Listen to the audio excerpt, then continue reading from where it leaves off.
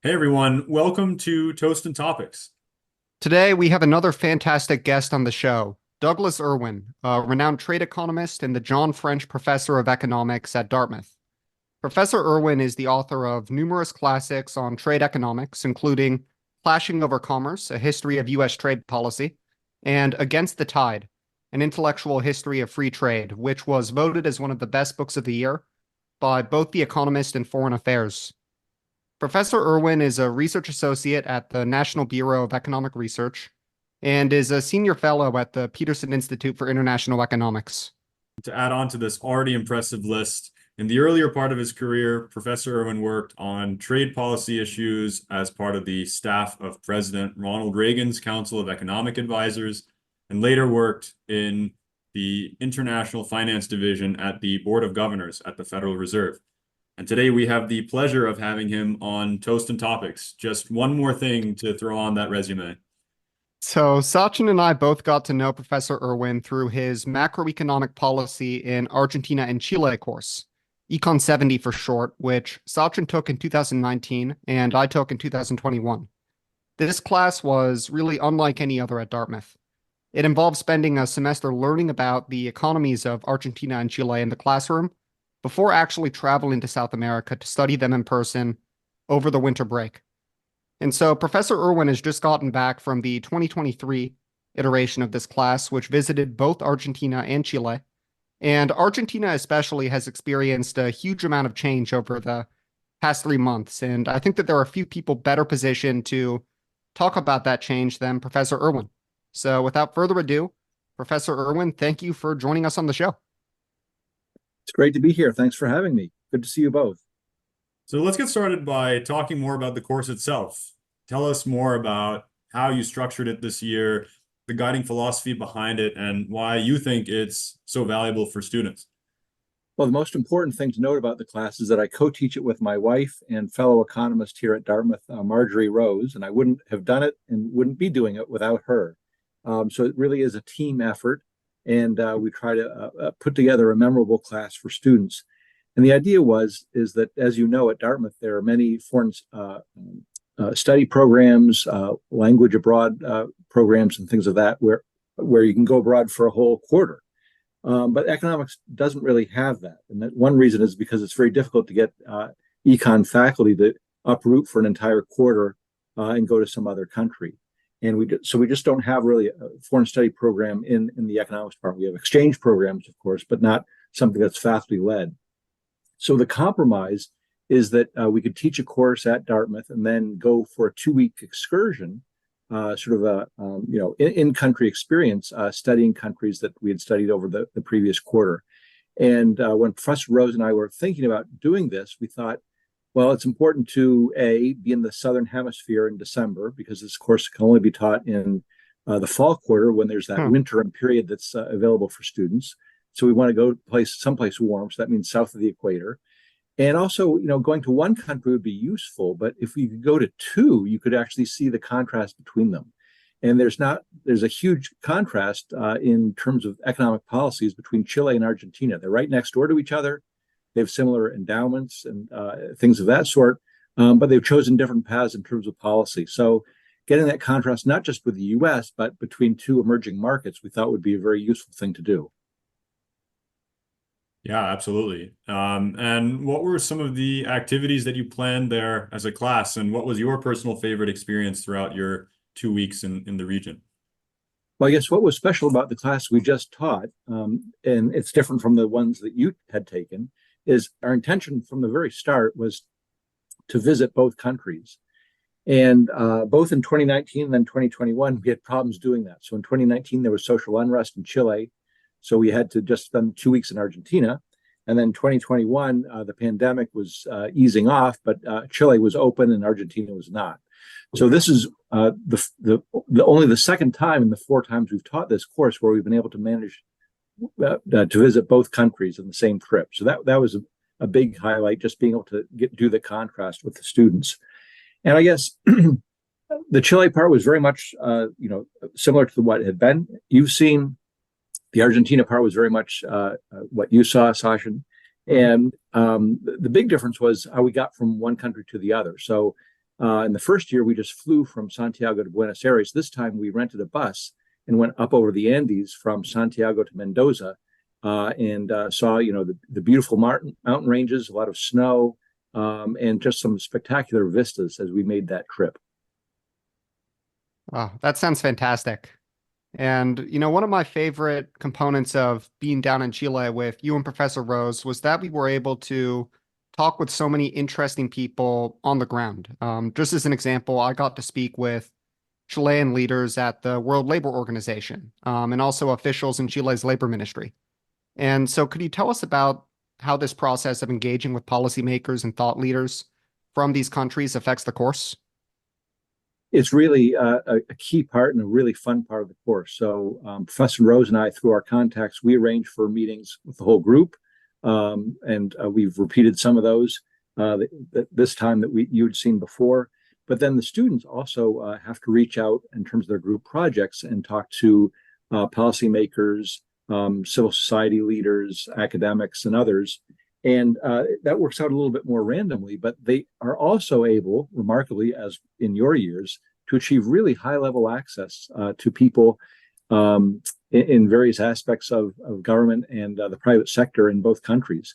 And I think partly that's because of Dartmouth, partly because it's very unusual to have a group of American students come down to that region and want to speak about issues that really affect the country.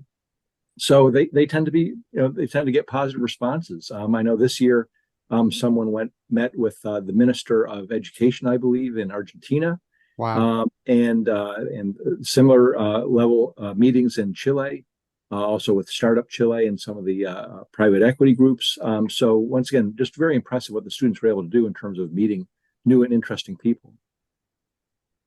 Yeah, for sure. And because of all the independence you give students, I feel like this class is equally challenging to succeed in and can be overwhelming when actually on the ground there. So what do you think are the most important attributes for students to make the most of this kind of experience?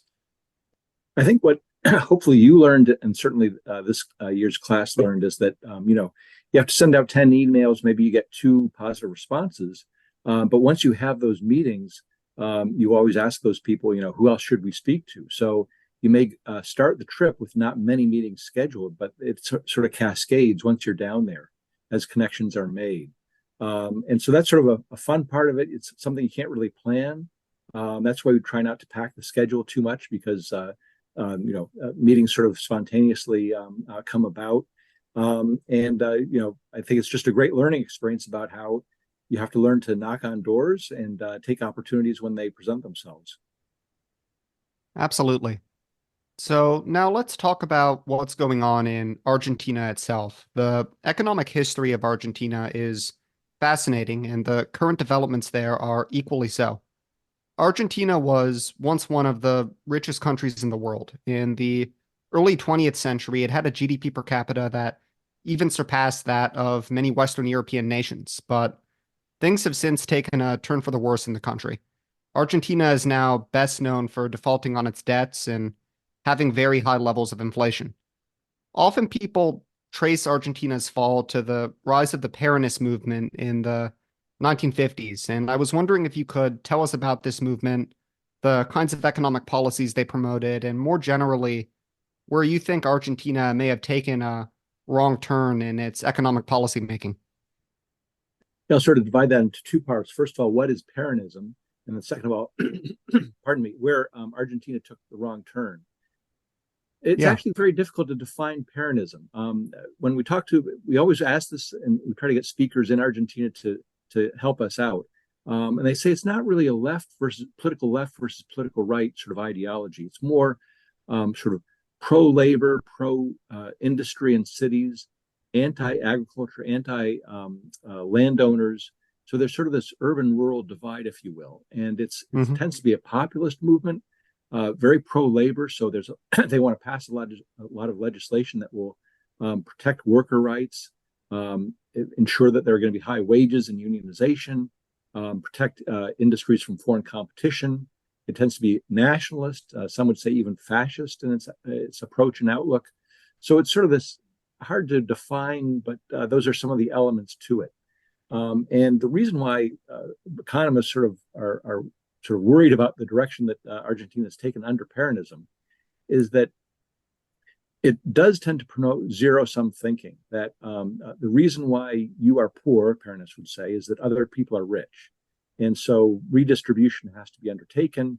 You don't worry about growth or expanding the economy. It's more winners versus losers, and sticking it to the groups in society that they would say have caused why you don't have a high enough income. So traditionally, as you know, Argentina exports a lot of agricultural produce and products, and so there's this sort of, you want to stick it to the landowners and the exporters, and tax them, offer them inferior exchange rates, because that way you can transfer wealth to other segments of society.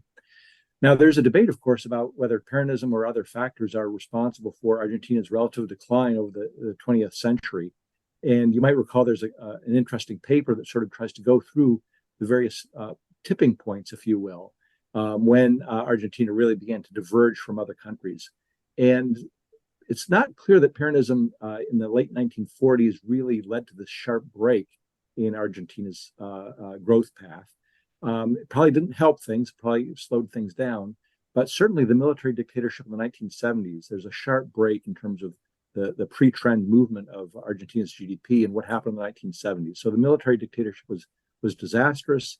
Then you had some reforms in the 1990s when Argentina began to do better, but then they sort of fell back after that period in the 2000s with the Kirchners, who were very Peronist in their policies, came into power.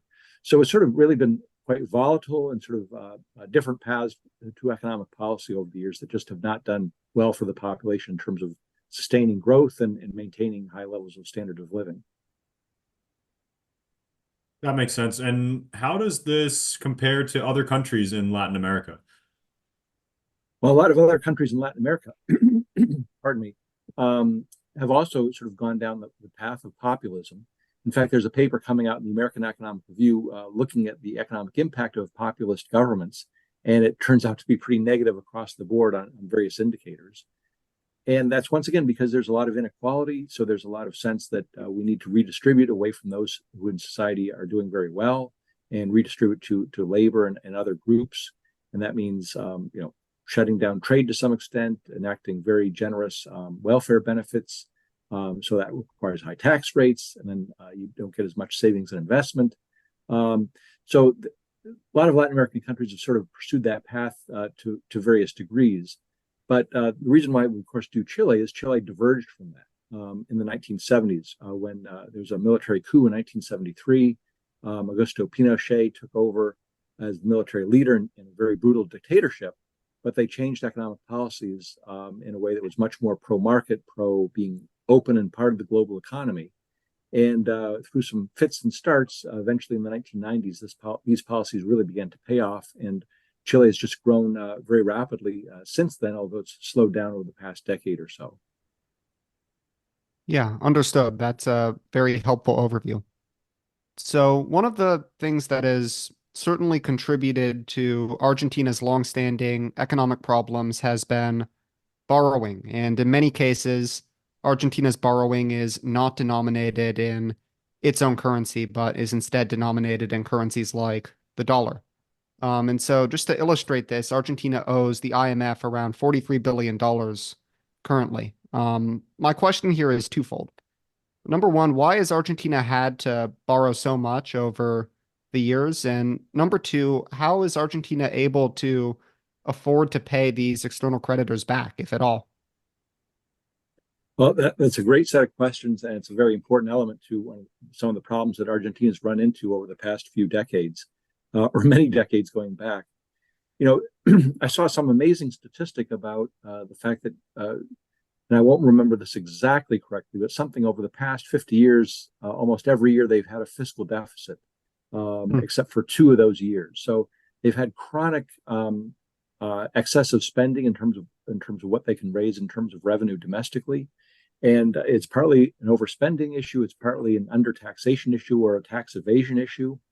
And it's partly a political economy issue where the provinces have the right to spend money that the federal government is then obligated to reimburse them for. So the fiscal authority in terms of the central government isn't exactly in control of fiscal policy if the provinces can spend whatever they want.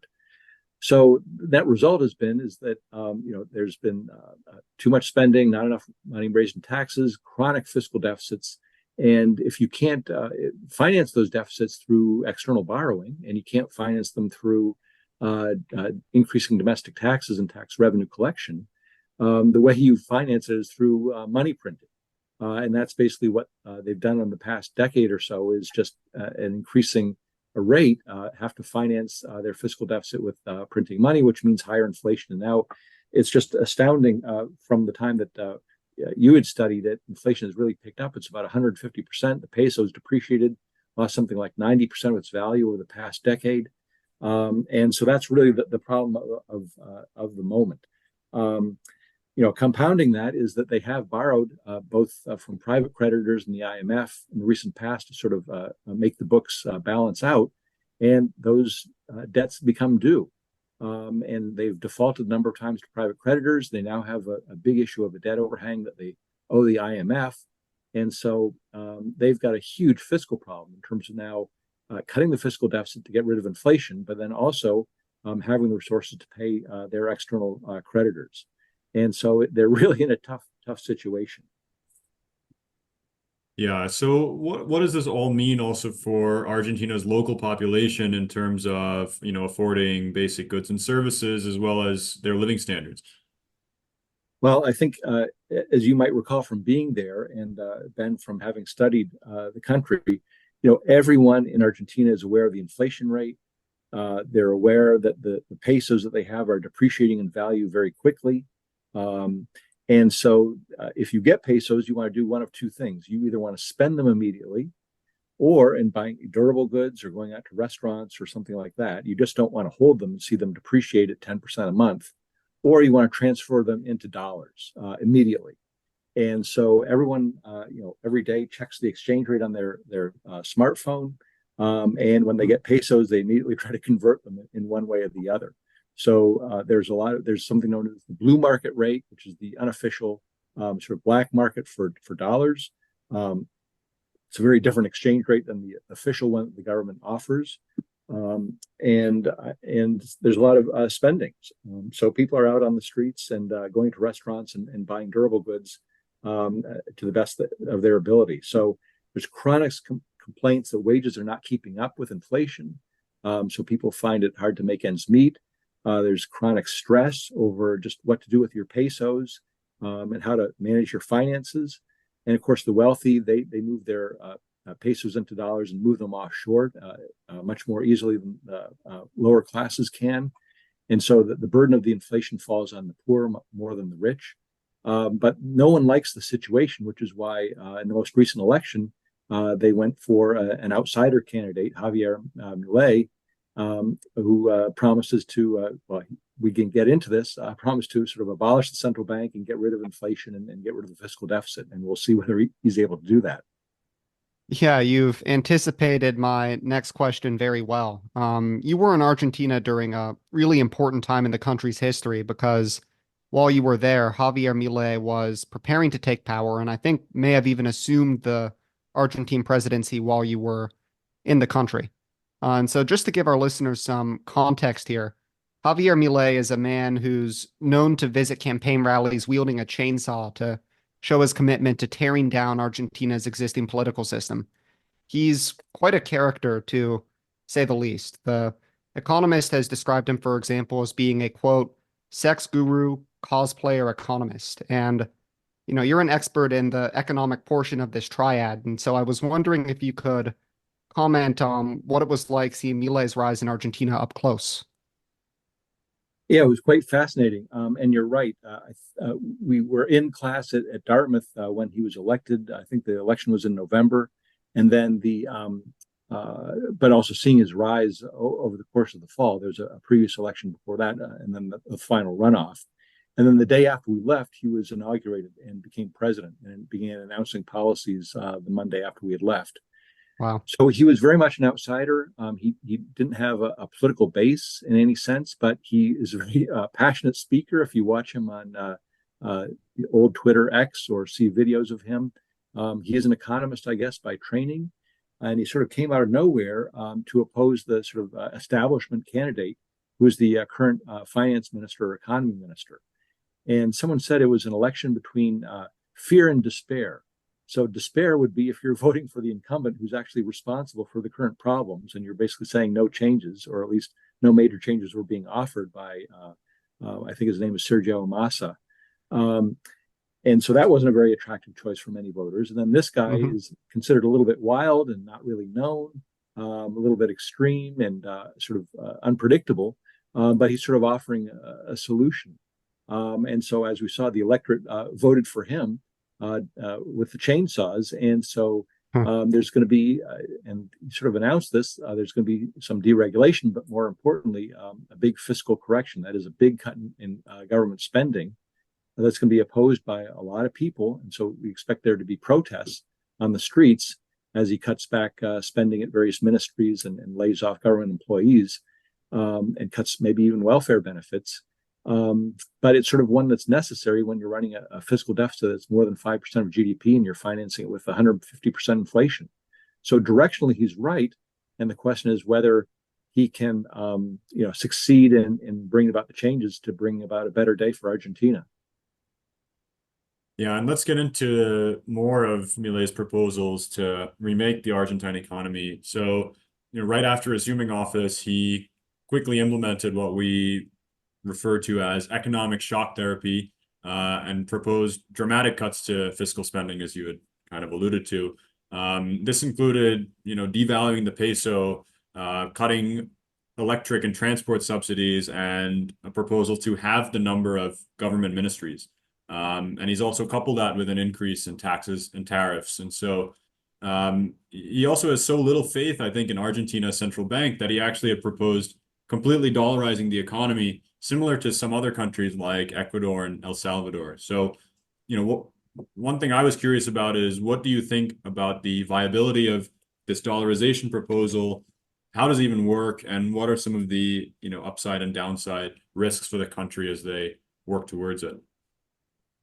Yeah, so dollarization is something he proposed during the campaign, along with what you said, getting rid of the central bank. And I think that was sort of an extreme way of dramatizing his commitment, in some sense, to getting rid of inflation and showing the electorate he was serious. And he's, as president, he's backed away from that. So you don't hear as much about dollarization. You don't hear about abolishing the central bank. You hear more about the fiscal reforms. So you're not asking the central bank to buy the bonds of the government directly. So he's become much more reasonable in that sense. But the dollarization would be an extreme measure where you just say, look, we have this big fiscal mess. We can't get out of it. And so we're just going to, have people pay their taxes in dollars. Dollars will circulate in the economy. We'll get rid of the peso altogether. And that really enforces a hard budget constraint on the government, because it can't print dollars. So it can only spend as many dollars as it brings in terms of tax revenue. So that the budget constraint really binds. It would succeed in getting rid of inflation, because as you mentioned, El Salvador, Panama, and Ecuador have dollarized. They have much lower rates of inflation, a lot akin to what we have in the U.S., because it's sort of a dollar-based standard. But the big problem, and many Argentine economists sort of opposed the plan, even those who thought that big reforms were needed. The opposition came from the fact that to dollarize, you need to have everyone exchange their pesos for dollars, and they do that through the central bank. And the central bank literally does not have the dollars with which to make that transaction or make that conversion. In fact, the central bank is a net debtor, has no dollar reserves on net after you subtract what it owes foreign creditors. So, even if you want to do it, it's almost infeasible, just on a practical level. But I think he sort of backed away from that. So even if it was feasible, it's not clear that he would do it. But it's sort of off the table for the moment anyway. That's helpful. So to take a step back here and to think about the reforms that Milei is trying to accomplish generally, I think that he's going to face one really crucial difficulty, which is that in order to cut back a lot of the fiscal spending and largesse that Argentina has had over the past few decades, he is going to inflict some serious short-term pain on many Argentines who are benefiting from the subsidies that the government is currently giving out. And so no matter how viable and, you know, logically sound some of these policies are, they're going to involve costs that people might not be willing to put up with in the short run.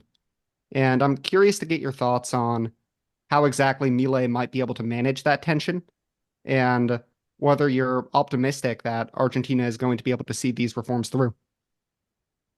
Well, you're right. It certainly is going to be a huge challenge.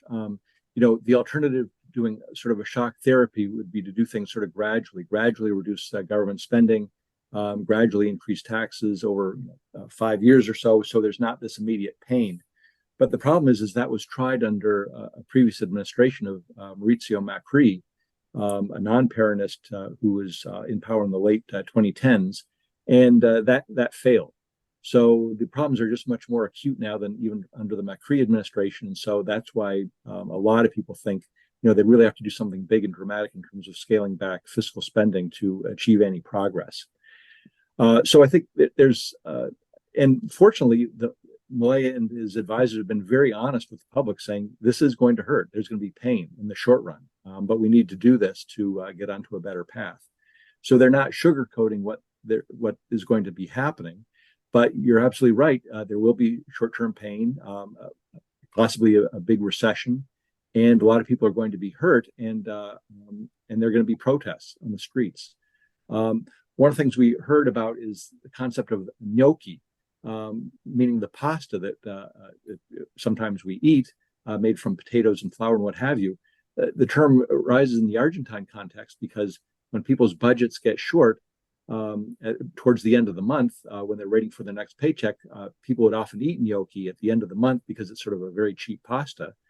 But it's also a term used to describe a lot of government employees who don't show up for work except for the last day of the month to collect their paycheck. So there's this view that the federal payroll is very much padded and in excess of what is needed.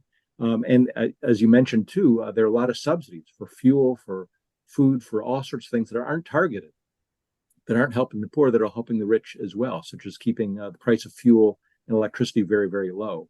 So certainly there are things that can be done to get rid of those subsidies and get rid of those employees. It would save a lot of money, but at the same time, there's going to be protests when they try to do so. So this interface between, how long, A, can he get some legislation through the Congress? B, will the medicine begin to work fast enough so the protests dissipate? It's all very uncertain. I'd recommend one article that appeared in the Wall Street Journal about 2 weeks ago by Moises Naim, who was a former economy minister of Venezuela. And he talks about the perils of reform, the difficulties of reform in a very lucid way. Yeah, thank you for the recommendation. And just as a comment to add here, we studied Chile quite a bit in your class, of course, and that country was able to implement many of these reforms successfully, and it was able to deal with the short-term pain associated with doing so. But ultimately, Chile was not doing that within a democratic framework. And so if Argentina can pull this off now, within more of a democratic structure, that, would be inspiring and exciting. We'll see what happens. Absolutely. So Milei, I think, is also smart in trying to do a lot of stuff right up front, because you don't want to prolong the pain. You want to get it over with as soon as possible. And so you don't revert to the previous policies in the next election. So once again, that's the problem with one of his predecessors, Macri, is that he tried to do things gradually and didn't do things immediately. And then all the problems became on his watch. Whereas right now, Milei can blame his predecessors for the problems and saying, look, there's going to be pain, but it's necessary to do this because of what my predecessors did. It's not really me, and better times are around the corner. So we'll see whether that works out. Yeah, that's interesting. And I also heard that Macri has actually thrown some of his weight behind Milei recently. And it's, funny to see that he's basically endorsing this, significantly sharper reform path, at least relative to what he did when he was president. Yeah, I think maybe there's some regret or some missed opportunities that he has, some bad feelings about. And so he's certainly not, a fan of the Peronists, and so he's thrown his support behind this what is apparently a radical guy, but once again he's moderated because he needs Macron's political support too. So he may be a shrewder political operative than a lot of people have given him credit for. Hmm. And in that vein, what do you see as being the biggest opportunities for Argentina over the near term and maybe over the next couple of years? Well, as you might recall from being there, it's just a beautiful country. It has incredible resources, so much potential. They've just been squandered decade after decade. It really could be one of the jewels and the gems of all of the Americas, were it not for some bad economic policies that have been pursued for decade after decade. So if this medicine works, he turns the corner, the economy begins to grow, foreign investment comes in, and there becomes a political consensus that these are the types of policies that need to remain in place for Argentina to remain on this path, if they can get on a good path. I think the next half century could be wonderful for Argentina, and see a big improvement in standards of living, return to some political and economic stability. It's a narrow path that they have to run to achieve that. But once again, the potential of the country is just huge. And so I don't think there's anyone who's not rooting for Argentina to get its act together and really do well. It would be great for the people. It would be great for the world. Yeah, absolutely. And talking about the world, even beyond Argentina, the global economy is going through a period of incredible change with doctrines like free trade, for example, facing scrutiny, and national security rivalries at times getting in the way of economic connection. And so, just in that vein, given what's going on in the world broadly, do you have any books that you would recommend to help to understand what is going on and what is important right now? That's a challenging question because it's events have changed so much in the past 5 years with the pandemic, coming off the pandemic and the big fiscal spending, and then the rise of geopolitics, as you mentioned, the rivalry with China, the Trump administration, the Biden administration continuing this and doubling down on industrial policy. Things are changing so rapidly. I'm not sure there are any books that really will be fresh on this topic. I look forward to your forthcoming book, of course, that will analyze the U.S.-China relationship a bit. There's one called Chip Wars by Chris Miller that talks about semiconductors as being an important feature. But I would say reading The Economist, reading Foreign Affairs at the moment, that's sort of the best way to sort of keep up with what's going on. And we'll have to look for some books coming out in coming years that will sort of give us more of a historical perspective on what's going on. But things are changing so rapidly. Of course, we're facing an election here in the U.S. too. So the Biden administration's approach to industrial policy may be changing if there's a new administration. There's just a lot of uncertainty out there. Yeah, for sure. And my favorite question that I like to ask everyone in the field of economics that we interview, what's the biggest piece of advice that you would provide your students with to succeed in the field of economics, as well as for those who might be interested in pursuing a career in a field related to economics? Oh, that's a great question. I guess I can answer it in two ways. One is just keep up with current events. Read The Economist and books that are interesting to you in terms of different regions or different policies. So sort of know what's going on. And I guess second is that if you go to graduate school for training or you're keeping up with your economic studies, also keep your eye on history. There are a lot of lessons that can be learned from the past. That certainly is the case, I think, with Chile and Argentina. And think about cross-country comparisons too. So just don't focus on the U.S., but have a broader vision about how different regions and different countries are managing their economic affairs and how that's working out. I think that just gives you a different perspective on things and makes you much more broad-minded about what economics is all about. Yeah. Well, thank you so much for your time and insight here, Professor Irwin. It sounds like you had another incredible trip to South America, and Sachin and I certainly miss your classes a lot. If you ever need chaperones, the next time you travel down there, please do let us know first. Absolutely. You'll be top of the list. Thanks, Professor Irwin, and thanks everyone for listening. We'll see you again soon. Happy holidays, Happy New Year, and here's to more Toast and Topics in 2024. Thanks for listening to this episode of Toast and Topics. Before signing off, we wanted to disclose that the views expressed in this podcast are not representative of the organizations that we are associated with. If you learned something in this episode, please share it with a friend or leave us a review. Until next time.